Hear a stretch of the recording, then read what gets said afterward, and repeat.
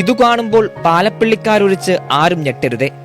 അവർക്കാണെങ്കിൽ കുഞ്ഞുകുട്ടികളും ചേട്ടാനിയന്മാരുമൊക്കെ കളിക്കുന്ന സ്വന്തം മൈതാനമാണിത്. മറ്റുള്ളവർക്ക് ചിലപ്പോൾ പച്ചക്കാടിന് നടുവിൽ പവിഴത്തുരത്ത് പോലുള്ള ഈ മൈതാനം കാണുമ്പോൾ അവരോട് അസൂയ തോന്നുമായിരിക്കും.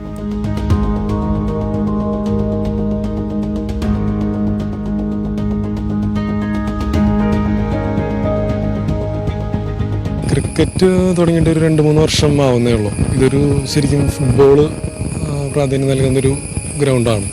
കാരണം ഇതിന് ശരിക്കും പഴക്കം പറയുകയാണെങ്കിൽ ഒരു 100 വർഷത്തെ പഴക്കമുണ്ടാവും.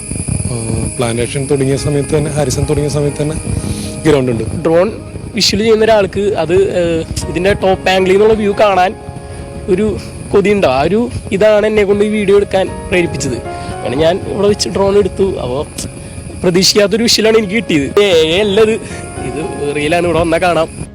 ഈ മൈതാനവും ഇവിടുത്തെ ക്രിക്കറ്റ് കളിയും കാണുമ്പോൾ പലരിലും ഓർമ്മകൾ ഓടിക്കളിക്കുന്നുണ്ടാകും. ഒരു നൊസ്റ്റ് എന്നൊക്കെ പറയാം. ഇതിപ്പോ എന്താണെങ്കിലും ഇപ്പോ ടൂറിസ്റ്റ് പ്ലേസ് പോലെ ഇപ്പോ ഇതിപ്പോ നിറച്ച ആൾക്കാരായി വരുന്നവരൊക്കെ വൃത്തിയായിട്ട് നോക്കുക എന്നുള്ളതാണ്. അതായത് നിങ്ങൾക്ക് അത്ര ഇഷ്ടപ്പെട്ടെങ്കിൽ വരിക, കാണാൻ, ഫോട്ടോ എടുക്കാൻ പോവുക, വേറെ ഉപദ്രവങ്ങളൊന്നും ചെയ്യരുത്, അത്രേ ഉള്ളൂ.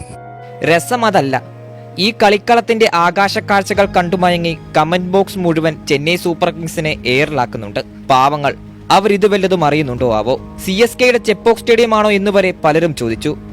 കാറ്റിന്റെ മർമ്മരവും കിളികളുടെ ഒച്ചയും ഒക്കെ ചേർത്ത് ഈ സ്റ്റേഡിയം ഹോം ഗ്രൗണ്ട് ആക്കി ഒരു IPL ടീം ഉണ്ടാക്കിയാൽ എന്താ എന്ന് ചോദിക്കുന്നവരുമുണ്ട്.